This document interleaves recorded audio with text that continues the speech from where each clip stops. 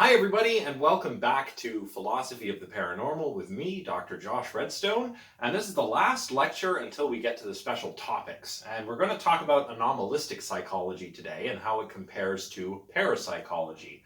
Apologies, by the way, for taking a while to get to this one. I've been juggling responsibilities again, and it has proven difficult to stay caught up.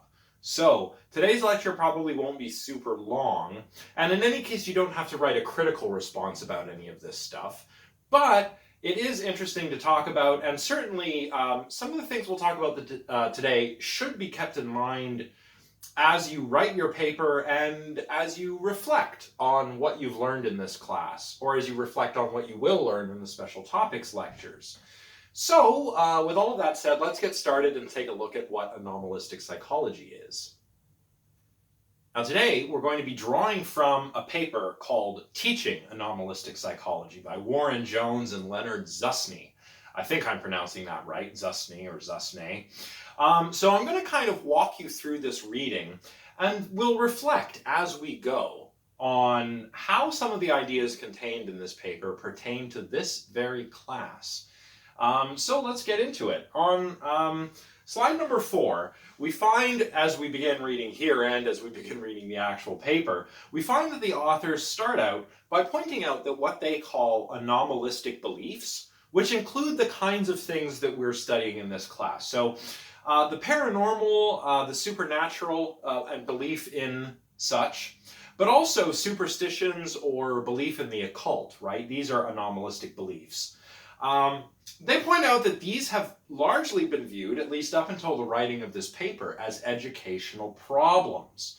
But Jones and Zusne think that even though lots of people think students believing in superstitions or the paranormal is an educational problem, that doesn't mean they shouldn't be dealt with in the classroom. In fact, they will go on to argue, the authors, Jones and Zusne, that anomalistic psychology, so what we could call the psychology of anomalistic beliefs, beliefs in the paranormal or the supernatural, or experiences of the paranormal or supernatural, ought to be taught in college and university settings. And we ought to do that for 3 very compelling reasons. All right, let's take a look at each of those reasons in turn. So obviously, one big reason why we should teach anomalistic psychology, which is the psychology of anomalistic beliefs or experiences, and I'll say a little bit about that in further detail as we go. One reason that they argue that we ought to teach these things, teach anomalistic psychology in college and university settings, is that many students are genuinely curious about paranormal phenomena. And they want those phenomena explained. I'll quote from the textbook here, from not the textbook, the paper. On page 71, the authors write, "For the most part, we find questions from students about allegedly paranormal experiences to be genuine and sincere attempts at understanding. Thus, for the sake of psychology's credibility and relevance and effectiveness of our courses, we cannot simply dismiss such questions as irrelevant or beyond the scope of psychology. If we fail as instructors to provide reasonable and reasoned answers to such questions, students will simply turn to the extensive and easily accessible occult literature for their answers." So, reason number 1 is basically that students are genuinely curious about this. And I have noticed this as I've read your critical responses. By the way, I should have critical responses 3 and 4 graded shortly. In any case, one thing that I've noticed is that, firstly, there's an incredible diversity of interests in the paranormal in this class. Some of you are more interested in perhaps what we could call supernatural things, and some of you are very interested in unexplained phenomena like UFOs. Some of you are very interested in psi, or things that are related to the mind like dreams and so forth. Quite a few of you are interested in zombies. So there's a wonderful diversity of interests amongst all of you that I've observed over the semester, and I think that's great. And moreover, there is a diversity in terms of belief and skepticism as well. Some of you are quite skeptical of paranormal claims, which I'm glad to hear, because that is my job. My job is to to teach you how to be skeptical of these ideas. But there are also a lot of people who believe in ideas that we've covered here, and that's fine. You still have to treat the ideas skeptically, even if you believe in them, for reasons that I'll get into later in this lecture. But this is true. I think I could say of all of you that you are all genuinely curious about paranormal phenomena. And I want to give you the best answers that I can. And that seems to be what is motivating Jones and Zusne here, at least when it comes to this reason, is that the university or the college is a great place to get information. And if we don't offer the best information we can about anomalistic experiences, for example, people are going to get it from somewhere else. And they're going to get it from bad sources.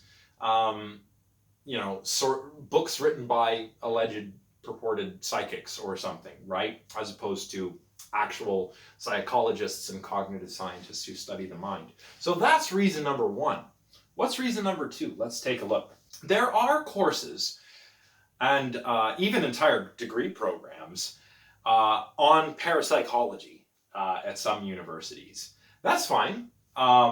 You all know that I am quite skeptical of the claims of parapsychology. I'm interested in the subject matter of parapsychology, but I don't think parapsychology is a very good way to learn about these phenomena. And that has to do with reasons we've kind of talked about a lot. Commitments to non-materialistic worldviews, problematic practices as far as, the rigors of science and things go. These can all be found in parapsychology. And the fact that there are such programs and such courses means that we should perhaps try to counterbalance them with courses particularly about anomalistic psychology.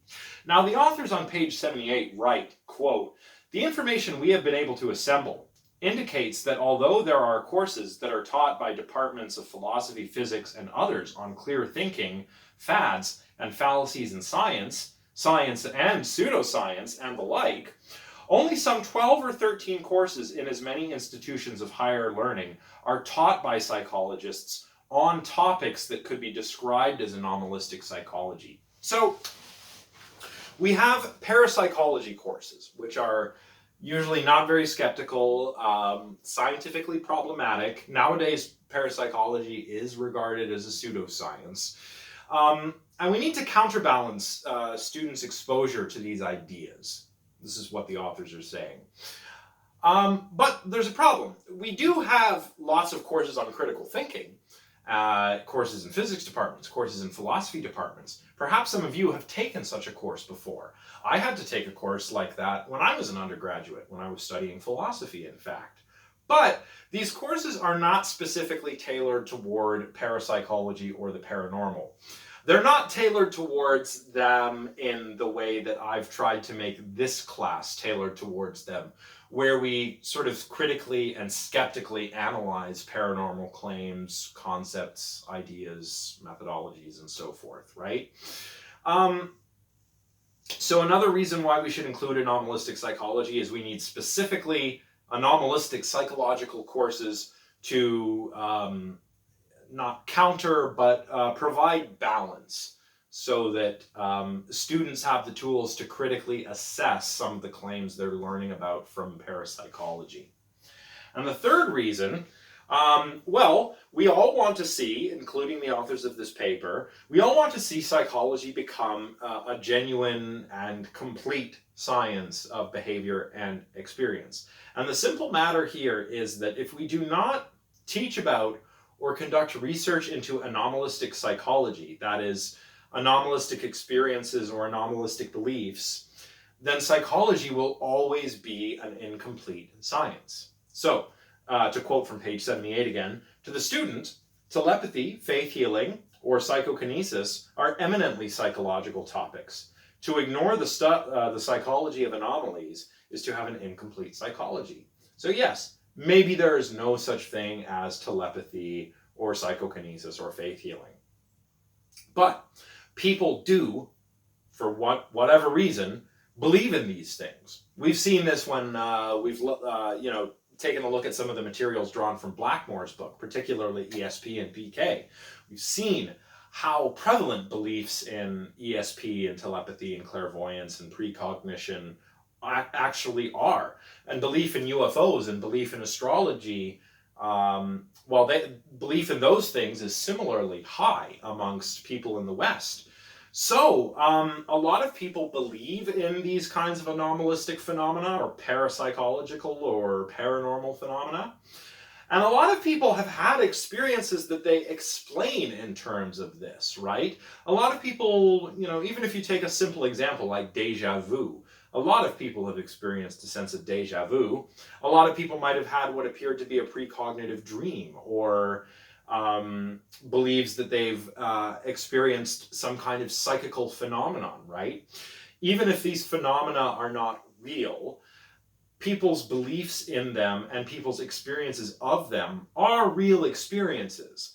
An experience of precognition may not necessarily be an actual experience of knowing the future before it happens, but it is a curious experience, whatever it is, and it needs explaining. And if we don't do that, psychology is not complete. So anomalistic psychology should be taught. It should not be, belief in this sort of thing should not be looked at as an educational problem. This is rather, to paraphrase this paper in few words, this is not a problem at all. This is an opportunity for educators, particularly in the psychological sciences and the cognitive sciences. So those are 3 reasons why we ought to teach anomalistic psychology. And now this paper was written in or published in the early 80s, so this is kind of towards the beginning of the end for parapsychology, when anomalistic psychology, shortly after the term anomalistic psychology had been coined, which was in 1977, by the way, by Robert Westcott, who was an anthropologist.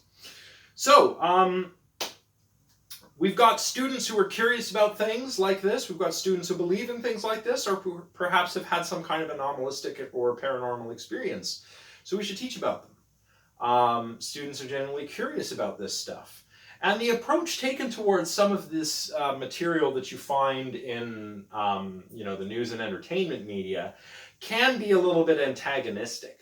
I mean, if you think about it, the college classroom or the university classroom is meant to be a kind of safe space, right? And not just a safe space for people from marginalized groups or anything like that. Certainly it's meant to be a safe space for them, but it's also meant to be a safe space in the sense that, I am not supposed to make you feel foolish or anything for believing in something that I don't think is a real phenomenon, like, ESP or something. That's not my job. My job is to kind of show you how else we might be able to explain some of those experiences, right? In the popular media, the entertainment news media, debunking tends to be fairly antagonistic, and I don't think that's actually helpful for changing people's minds about the paranormal.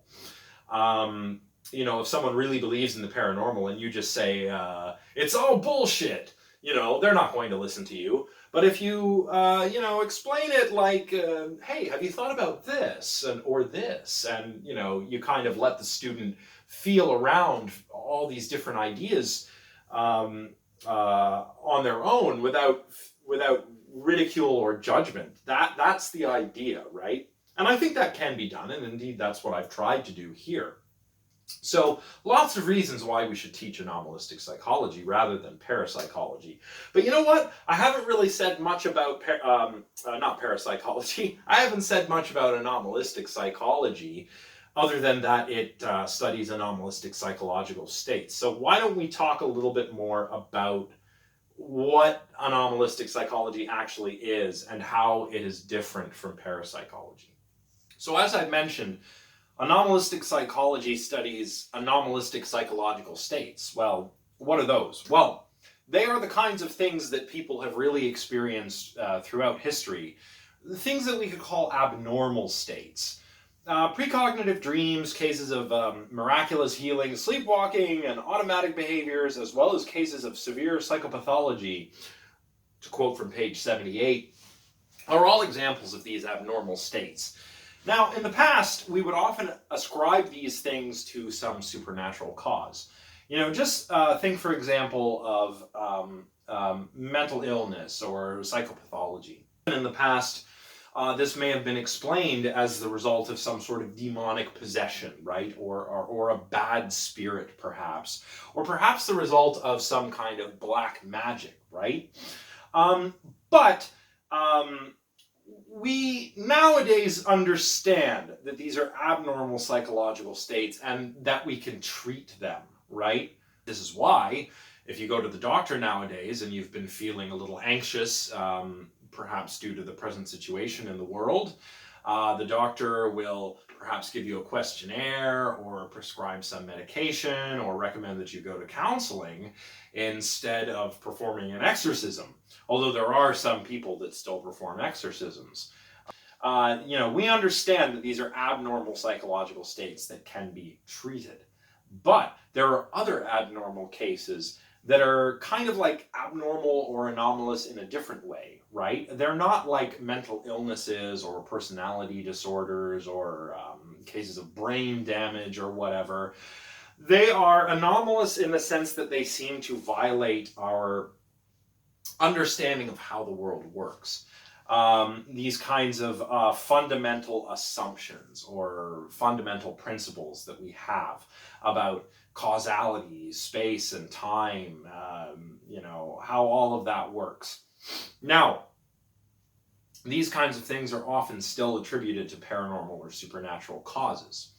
But as I mentioned before, Robert Westcott, the anthropologist, introduced the term anomalistic psychology to describe these kinds of things. And anomalistic psychology as a term is nice because it's more neutral than parapsychology. Parapsychology, as we've seen, especially as it emerged from psychical research, assumes a paranormal or supernatural explanation in a lot of cases, right? It assumes a non-naturalistic explanation for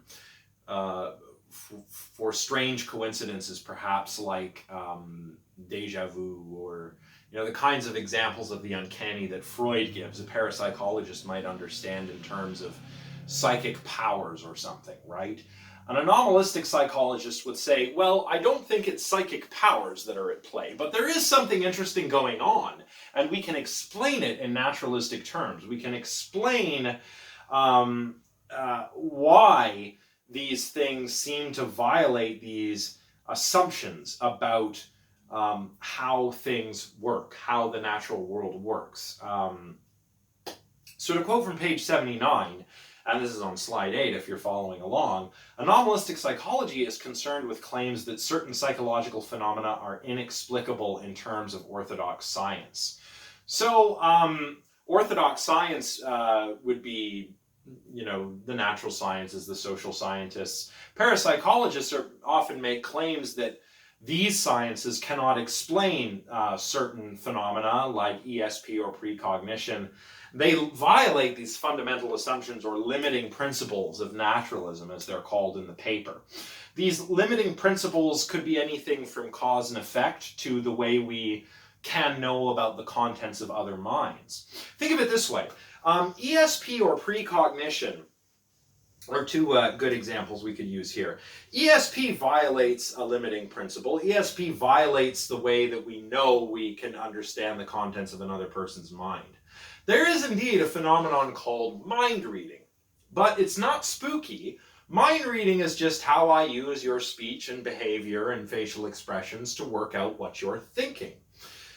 That's how I can know the content of your mind. I can do a little mind reading, and maybe I use theory of mind for that. Maybe I simulate. There's a lot of different ways we can mind read, but none of them involve spooky magic powers. So ESP would seem to violate this limiting principle. Likewise with precognition, knowing the future before it has occurred, would seem to violate the limiting principles of cause and effect. And of temporal order of the universe, time moving in one direction, and the future hasn't happened, the present is happening, and the past has happened, right? Precognition seems to violate that. So as parapsychologists study these phenomena that seem to violate these limiting principles of naturalism, and they say that we need something beyond these limiting principles to explain this, something beyond naturalism to explain ESP or precognition or what have you. Granted, a lot of this this type of thing is couched within terms that sound scientific, or with nomenclature that sounds scientific but which isn't. And of course, I've talked about this with respect to ESP, PK, when I've talked about quantum mysticism and that stuff. It sounds scientific. If you watch What the Bleep Do We Know, for example, you'll see a lot of physicists and whatever talking about a lot of physics, but the way that is being used is not. It does not respect what the scientists are actually doing when they do physics, right?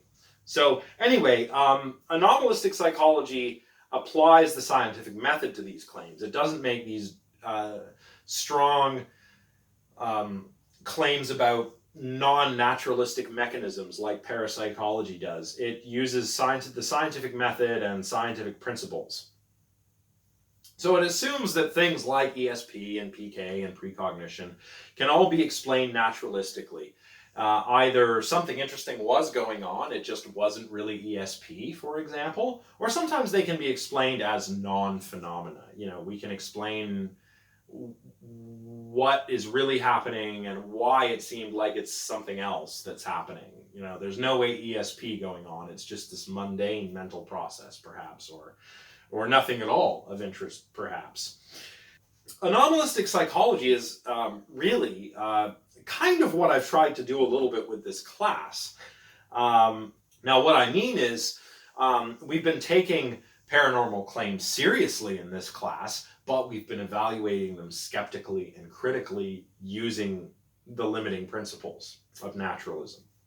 Now, it's possible that anomalistic psychology might one day uncover some kind of non-physical or non-natural phenomena. But, to quote from the text on page 79, when the scientific requirements of falsifiability, replicability, parsimony, and intersubjective verifiability have been complied with, the seeming need to revise the basic limiting principles can be seen to have lost its urgency.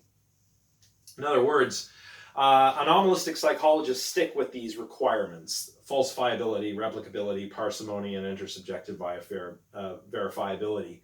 If you do that, you don't need to revise your limiting principles.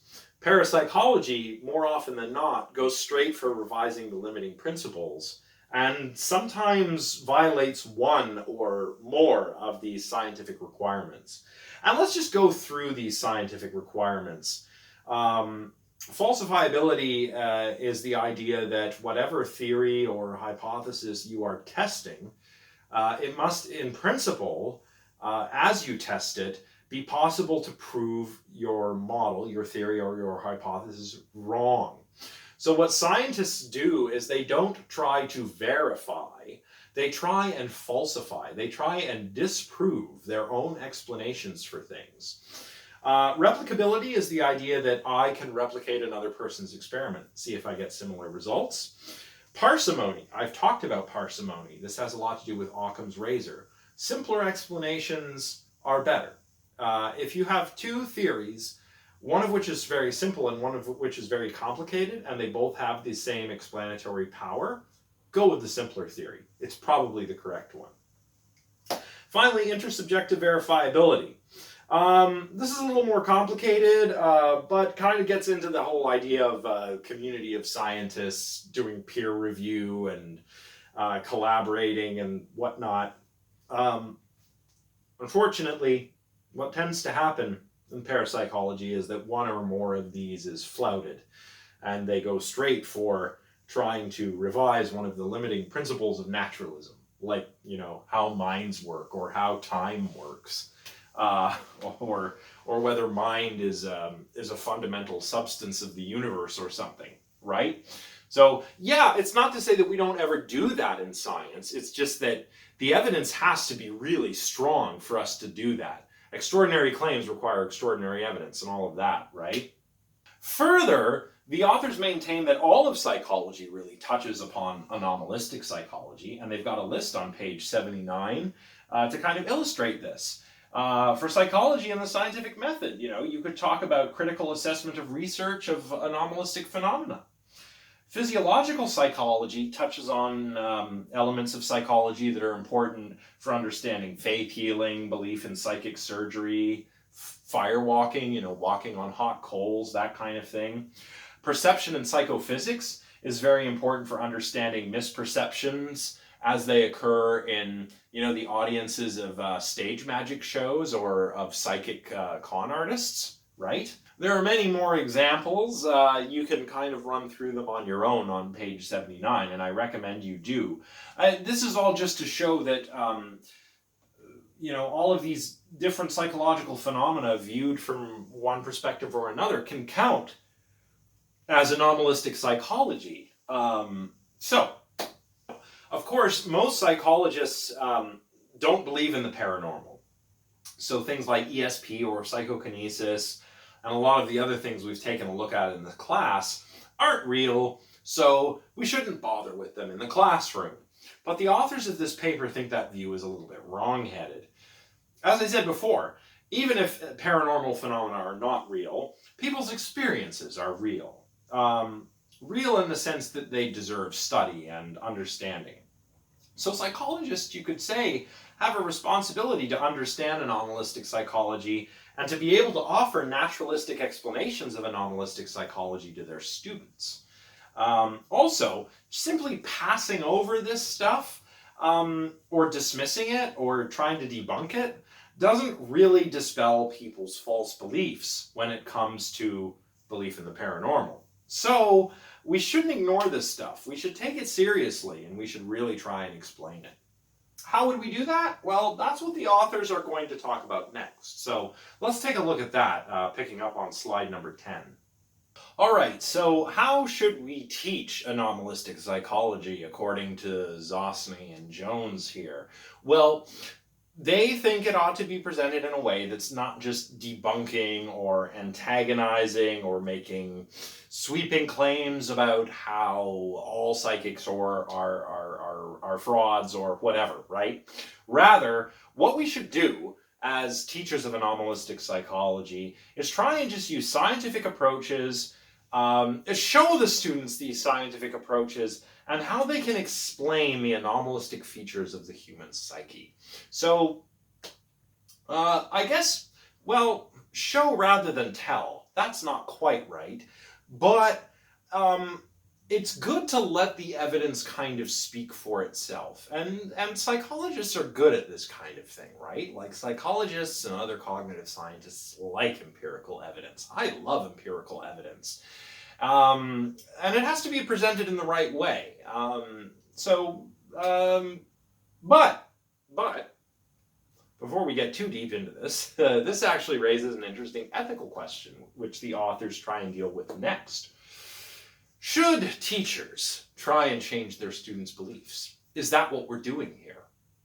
Am I trying to change your beliefs to make you skeptical if you believe in the paranormal or in the supernatural? Am I trying to make you skeptical of all of that? Well, maybe you felt as if I was, or if I have been trying to do that. Who knows? But I haven't tried to be antagonistic, on the other hand, but so should we try and change people's beliefs about the paranormal? Well, why is this an ethical question? Well, it may have occurred to you throughout this course, and I think you would be correct if this did occur to you, that oftentimes belief in the paranormal is sincere, and it may even be cherished by certain people. Belief in psychics might be important to somebody who's recently lost a loved one, for example, because that tends to go along with belief that the soul survives death and that maybe you have a chance of seeing your loved ones again one day. And of course, in this way, a lot of paranormal beliefs not only are they sincere and sometimes cherished, they can also overlap with religious beliefs. And this is a legitimate question. Is it right for, say, me, as the teacher of this class, to try and change your minds about these things, right? These beliefs, supernatural, paranormal, religious beliefs, are cherished often very deeply by some of those people who believe them. I know some people who are religious are not that religious, but they still do believe in some elements of their faith quite strongly, and it's important to them. So that's the ethical question. Is it right for a teacher to try and change your beliefs about that kind of stuff? And you might say, well, you shouldn't try and change beliefs, because the purpose of education isn't really changing beliefs. The goal of a class is to bring new information to light, to show the students something new, to teach them something, not necessarily to change a belief. But is that right, though? I don't know. It seems to me that, and this is definitely in line with what the authors are saying at this point in the paper too, that the purpose of a university education is to get people to think critically, to ask questions about the fundamental beliefs that they have, to eschew dogma and authority, and to promote the use of reason. So this is accepted, that this is what going to university is for. If you go to university and you don't expect your beliefs to be challenged, what are you doing in university, right? So in that sense, anomalistic psychology, or an anomalistic psychology class, is really no different from any other class in a liberal arts education, right? So really, the author suggests here that, on page 80 to be precise, that the question of belief change in university in a liberal arts education is not a matter of whether we should change people's beliefs, but how do we change people's beliefs? There's a right way and a wrong way, in other words, right? So we have to show respect for everyone's beliefs, skeptics and believers alike. And that's what I meant earlier in the sense, when I mentioned that the university class is a safe space. It's not just a safe space for people who have some kind of disadvantage because they belong to a certain group or something. It's not just that. It's also that everybody should be respecting everyone's beliefs, even as we're discussing them critically. We can critically assess a belief while still being respectful of that belief. So, to continue quoting from page 80, thus, an ethical approach to anomalistics would be one which emphasizes the positive traditional ideas of science, namely empirical proof, sound logic, open-mindedness, and suspension of judgment in the absence of proof. Teach students these kind of scientific virtues, rather than, all that stuff you believe about the paranormal is wrong. So, you don't want to just debunk or antagonize. You want to kind of exercise a sort of Socratic, humility here. Try to avoid dogmatic thinking, whether you are a believer or a skeptic. And in that way, you have a safe, respectful environment to discuss this material with everybody. All right, so far, we've talked about what anomalistic psychology is, and we've touched upon this interesting ethical question. So let's recap a little bit. What is anomalistic psychology? Well, anomalistic psychology is a more neutral kind of branch of psychology, at least neutral with respect to departing from naturalism. It does not depart from naturalism in the way that parapsychology does. And it deals with violations of these limiting principles that we've talked about differently than does parapsychology. These limiting principles are, like the naturalistic ways we come to know other minds, causality, naturalistic explanations of how the universe works. Parapsychology tends to flout this. Anomalistic psychology tries to explain anomalistic psychological states or experiences or beliefs in terms of this. And of course, it adheres to important scientific principles like parsimony, falsifiability, and the like that I already mentioned, where parapsychology can sort of flout these sometimes. We've seen also that there's a lot of overlap here with anomalistic psychological states and the paranormal or the supernatural or the occult. Perhaps not all anomalous states really overlap with the supernatural or the occult in this way. A great example would be lucid dreams, right? I think we could call them an anomalous state, at least in the sense that they seem to violate a folk principle that you can't be conscious when you're unconscious, dreaming. I don't know if they violate any limiting principles, like naturalistic limiting principles, but lucid dreams are not necessarily paranormal. They're just kind of like, for most people, a very irregular occurrence, and very strange, too. Although strange and interesting, I think. But anyway, given what we've talked about so far, the scientific or pseudoscientific elements of parapsychology, and the scientific aspects of anomalistic psychology, and this interesting ethical question that we touched on a moment ago, given all of this, how effective would an anomalistic psychology course be in terms of, quote, standard educational objectives, end quote, from page 80. So what are standard educational objectives? Well, the sorts of objectives of a university liberal arts sort of class, right? Getting students to think critically about their beliefs, getting them knowledgeable about how to assess evidence, to question dogma, to question authority, to apply reason. How effective would it be to have an anomalistic psychology course in those terms? Well, Jones and Zusne actually did a little study here, which was, I believe, done in an anomalistics course that they themselves taught at the University of Tulsa. And the results are very interesting. We're going to go over some of them here. We won't go over all of them because there's some statistics that I don't really want to get bogged down in. But what I mostly want to look at is the change in self-reported knowledge and belief of the students in the class that Jones and Zusne describe here.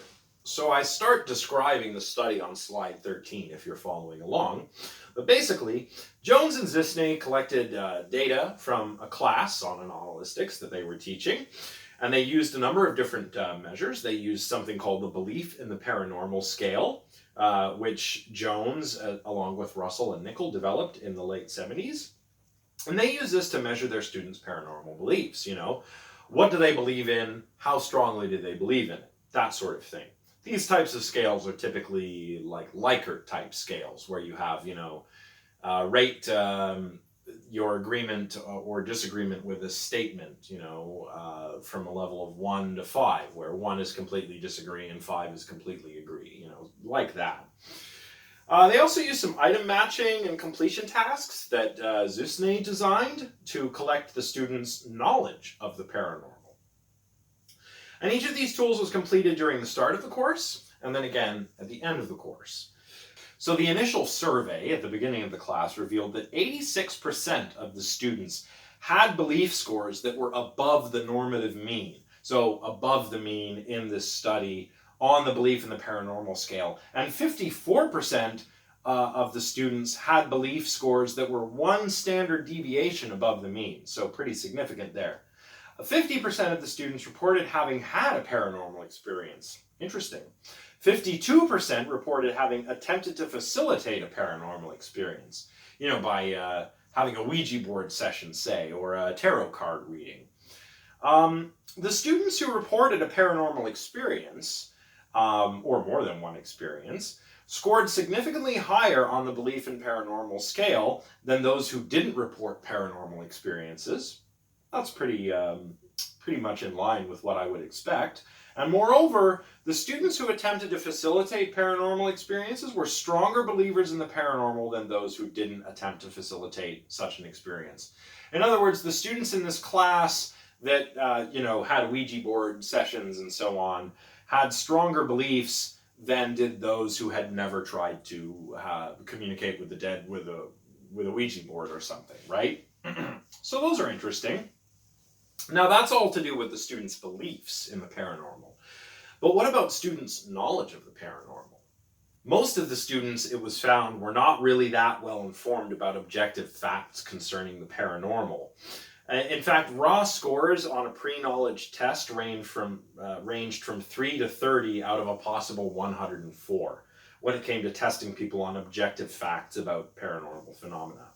And only 47% of the terms or principles, paranormal terms like ESP, psi, parapsychology, so on and so forth, only 47% of those terms were accurately identified by the students who completed this part of the questionnaire.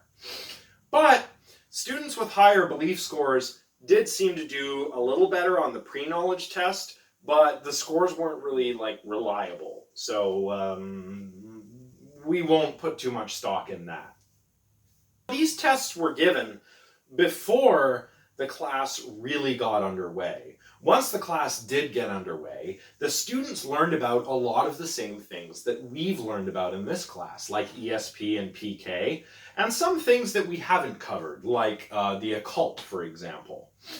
The materials were taught in Jones and Zisney's class in a similar way to the way that I've tried to treat them here, where we do so with an open mind, but also with skepticism. So we take seriously paranormal claims, but we focus on scientific principles and proper reasoning in assessing those claims. And then, after the students had completed the class, toward the end of the class rather, they were tested again about their beliefs and their knowledge. Of course, Jones and Zisney wanted to see if the students' beliefs had changed at all, and if they did, how did their beliefs change? So we'll take a look at that next. Now, the results of the post-test measures were very interesting, and they revealed that there was a change in the beliefs of the students. Specifically, Jones and Zisney observed, quote, a significant reduction in belief scores from pre to post-test, simultaneously with a significant increase in measured knowledge level.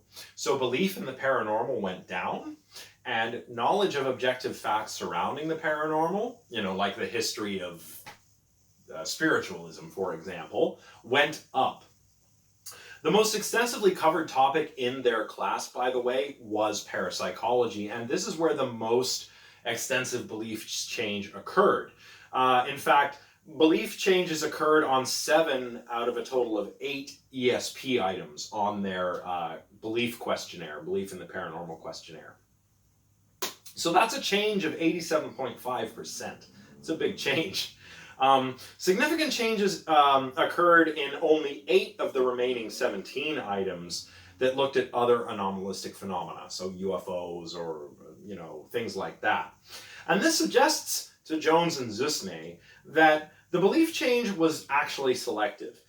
And also, the changes seem to depend upon the level of intensity at which the topic was treated in the class. Parapsychology was looked at most extensively, so that's where the biggest changes in the students' beliefs were seen. Now, they draw attention to this really interesting finding, too, that the single ESP item on which there was no significant alteration of belief from the beginning to the end of the class was belief in one's own psychic ability. That's pretty interesting. But in any case... All right, so let's move on to some discussion. Firstly, how did Jones and Zisney interpret these findings? Well, their class seemed to have attracted students who believed in the paranormal more strongly than the average student did. I wonder about this in this class, too. I wonder if this class has attracted more believers in the paranormal or more skeptics, or if really the numbers are just average. I suppose in future I may in fact give some surveys like this if I teach this class again, because I think it would be really cool to see what where people sit when they come into the class and where their beliefs kind of change or stay the same when they're finished with the class. Their results also indicated that belief was associated with greater learning of material directly related to the paranormal. So The people who believed in things like ESP actually showed showed that they had learned more. And of course, with respect to parapsychology, at least, this is where the course focused more extensively, or focused most extensively on, and this is where the students' knowledge increased the most. But the students' knowledge of the paranormal did increase overall throughout the course. An increase in knowledge was, in fact, accompanied by a significant reduction in belief on certain items. However, the reductions in belief were kind of selective. Beliefs that were relevant to the materials treated in the course were reduced, but it didn't seem to generalize very well into other kinds of esoteric beliefs, So,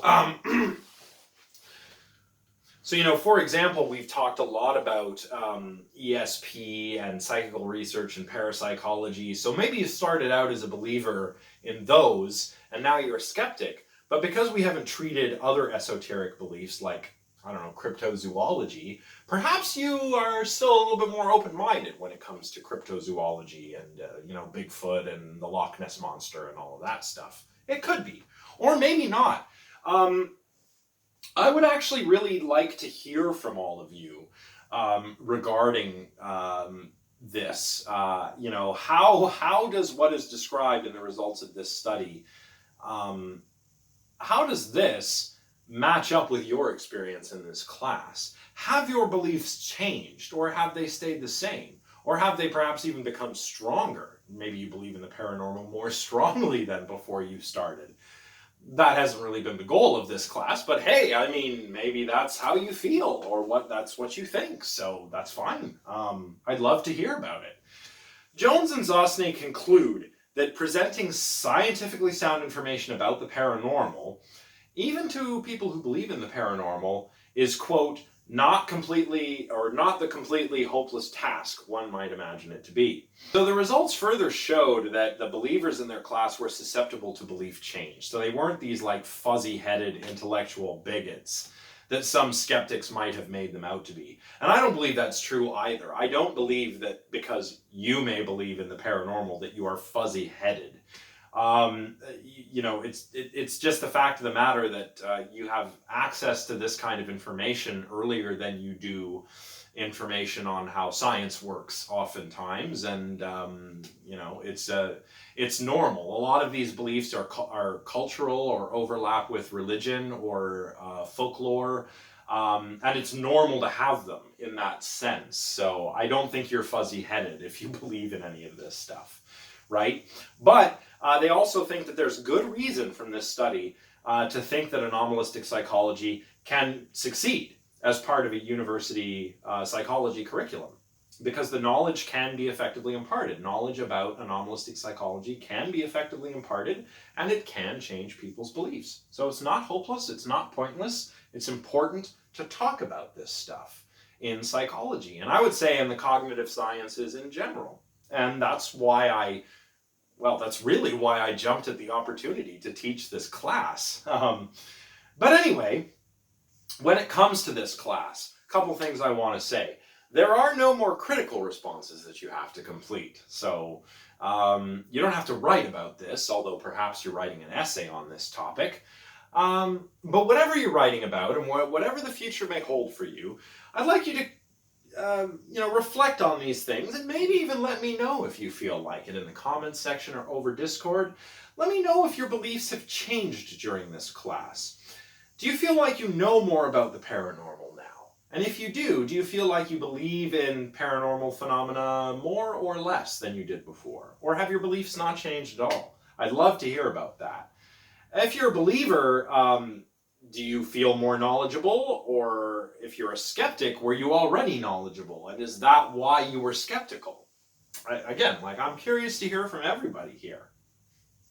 And if you are a skeptic, well, believers too, but if you are a skeptic or a believer, do you see the importance of including something like this class, or perhaps an anomalistic psychology class, in a university setting? I certainly do. I think these experiences, even though they aren't of anything really paranormal, are still very curious, and I'm all about understanding the mind, right? I'm a cognitive scientist. I want to know how the mind works. If I can't explain why people believe in ESP or someone's weird experience that they attribute to ESP, then I have not explained the mind. So like psychology, the cognitive sciences would be incomplete if we didn't include this stuff. So, and finally, using the paper we've discussed today and the ideas in it, how successful do you think this class has been at treating belief in the paranormal fairly and openly? I've tried to do this. I've tried to treat it fairly, while at the same time employing a bit of skepticism of these claims, because I've studied this stuff before and I understand that there probably isn't anything paranormal that exists. It probably doesn't exist, right? But again, I don't want to just scare believers away. I don't want to be a grouchy skeptic who just wants to debunk everything, on the internet in an echo chamber for other skeptics, right? That's not what I'm about. If I wanted to do that, then I would only do this YouTube channel, and I wouldn't, it wouldn't be a tool for teaching, right? It would just be like a thing I do in my spare time. I'm not interested in doing that. There was a long time ago when perhaps I was, but I kind of got bored with it, and to be, truth be told, getting bored with that stuff is kind of what led me to go to university in the first place. So, I've tried to be fair as I can and open-minded as I can while also being as skeptical as I can. And by telling you how science is supposed to work and pointing out when parapsychology fails to adhere to these scientific principles, like the ones discussed in this paper. So anyway, don't feel like you have to let me know. Don't feel like you have to share any of these thoughts. I'm just curious to hear from you, because I would really like to teach this course again. And I don't know, I guess it would just be useful to have some feedback about how your knowledge and beliefs have changed as you've studied this material. Okay, that's all I have for today. This has been a little bit of a shorter, less dense one. The next 3 lectures are all our special topics lectures, and they will probably also be a bit shorter. In fact, for one of them, I can guarantee that I'll probably have you watch something, and I'll lecture a little bit, but I'll probably have you watch something as well, and that'll take up most of your time. The topics that we're going to cover that were the most popular, which all received about the same number of votes, are astrology and horoscopes, déjà vu and the sixth sense, and Canadian cryptozoology, which I think I'm looking forward to the most. I don't know if I'm going to be lecturing on them in this order. Of course, this week that we're in now is the last week of classes, so after this lecture is done, I have the 3 special topics to deliver, a quick wrap-up video, I think, and then, of course, the other lectures in my other class, which I have to start as soon as I've done this lecture. So, yes, these will be fun, probably a little shorter and less dense, but it'll give us a chance to kind of go outside of the bounds we've set for ourselves. That is, get outside of the parapsychological a little bit and look at something really interesting. But that's it. I hope to have your 3rd and 4th critical responses graded soon. This has been a very busy semester, and I apologize that I've been a little bit behind in delivering some of the materials to you. But the advantage with the special topics is also that you don't have to write a critical response on any of them, and if you like, you can use them for your essays. But again, they're designed to be something fun and interesting. Make of them what you will. Hopefully you learn something cool if you decide to watch them. But that's all for today. I'll be back soon with a special topics lecture, probably the one where I'll have you watch something. See if you can guess which one that will be, by the way. In the meantime, let me know if you have any questions or concerns, and I'll see you all for our next lecture. All right, bye for now, everybody.